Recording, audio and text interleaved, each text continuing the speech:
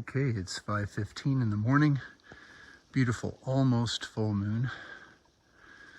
I guess it is the full moon.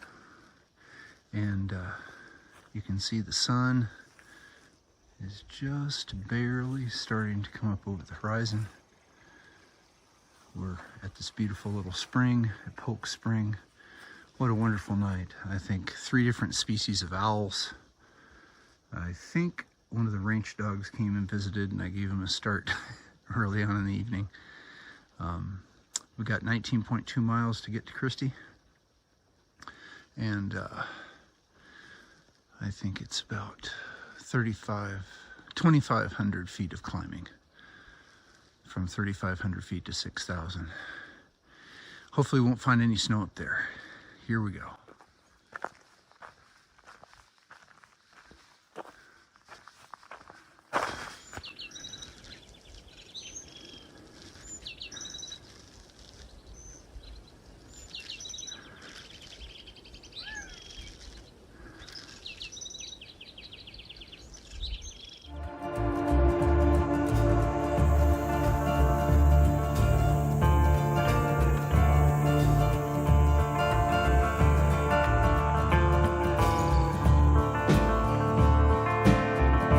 The trail for the last mile has been rocky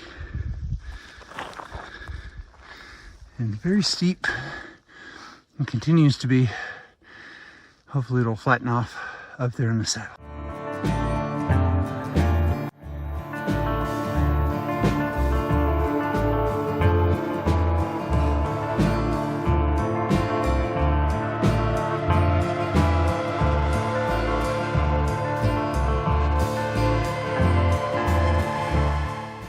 Okay, this must be the reward for reaching the first part of the climb. Okay, look at that beautiful moon behind me. We are up here on the flat. Just saw some deer. That first part of that climb was crazy. There's all kinds of converging trails, so the way you keep track of it is you look at the app, and if the next waypoint is so many miles ahead of you, it says, then you're on trail. If it says from you, you know you have strayed. So we're on trail, and here's what it looks like.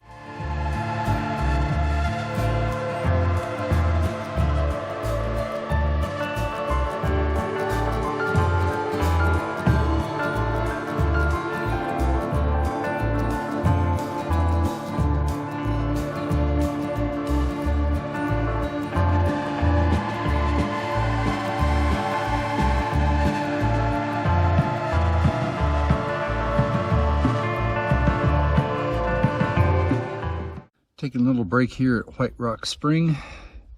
That little tank down there is full of ice cold water. And up this way is the view for this break. These rocks, they look like remnants of animal bone. They're strange volcanic things. I'd like to know how they're formed, because they're all odd shapes and very perforated.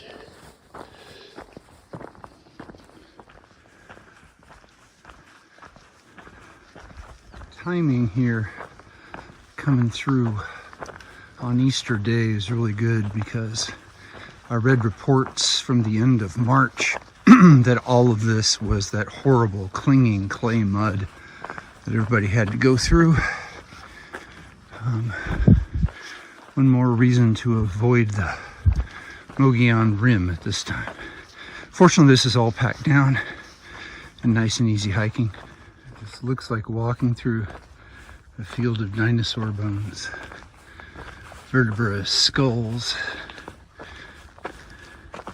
And it just actually goes on for a couple miles. It's pretty incredible. Now it's all volcanic. Looks like all these rocks got spewed out of some great volcano. And you have to watch every step You can't look up or you'll be in trouble.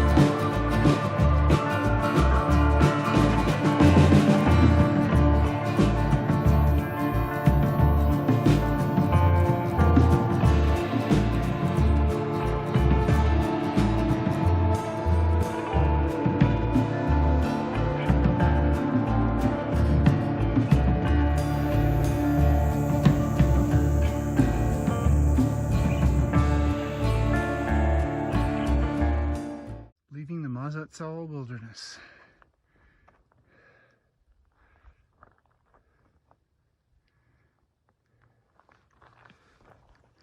A little under 1 mile of water.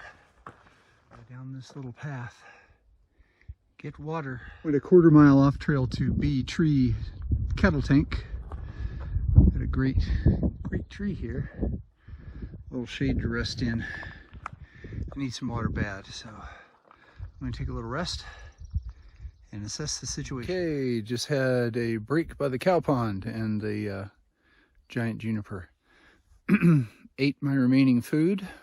Got 5 miles remaining to get to the trailhead to get picked up. Messaged Christy, but haven't heard back from her on the satellite yet.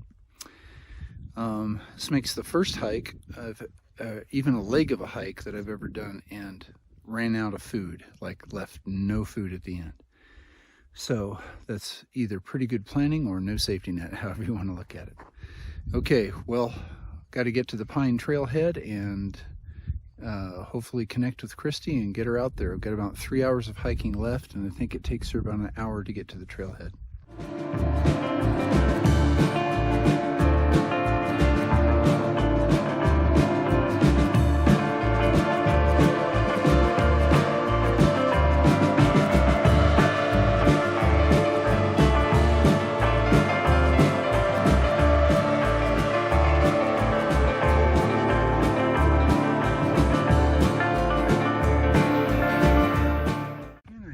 What an absolute joy it is to walk on surfaces like this. And now the same thing, but up, straight up. Little white flowers are everywhere. So pretty. Took a very short side trip down to Oak Spring, get some water.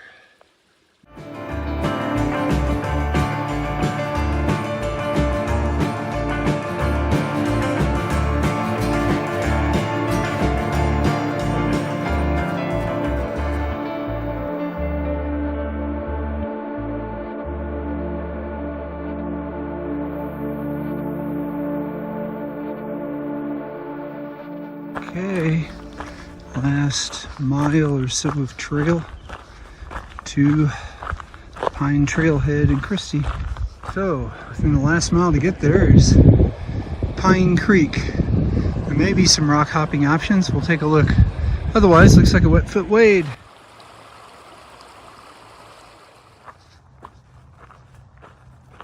Well, you might be the last of many, many, many Arizona Trail livestock gates that had to open and close.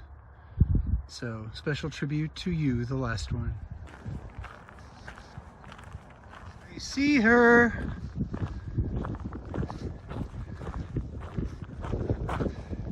Okay, made it to the trailhead.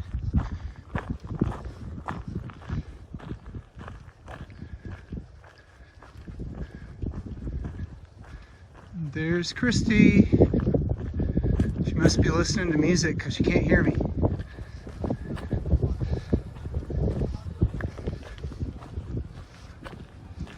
Yeah, I knew it. That's why she couldn't hear me. She was listening to music.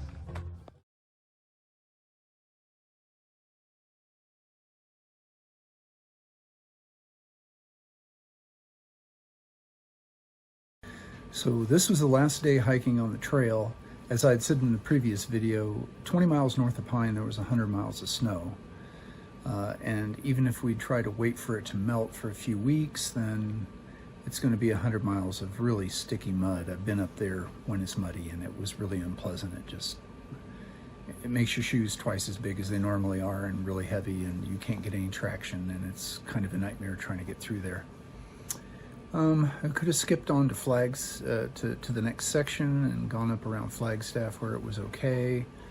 But then, as I said before, we got news 2 days before Pine that they had closed the Kaibab Trail coming north out of the Grand Canyon, and they weren't letting anybody through. They were going to do trail repairs. So they weren't going to do that until June 2nd. They had already said they weren't going to clear even the road on the North Rim until the middle of May. So we were going to have to put our life on hold for a considerable amount of time to try to accommodate that. And even if we did, it was going to be iffy. And then when the trail closure came through, that was like, well, we just need to wrap it up. So we had a great adventure on trail, and I'm really glad you came with me. We're making plans for maybe doing the Sheltowee Trace Trail in October. We're taking a look at several other trails and overnights. So hiking will continue, but the Arizona Trail has, the weather this year has thwarted us. So thanks for hiking with me on the part that we went through and sauntering through some beautiful things. And remember, we're doing the impossible. That makes us mighty.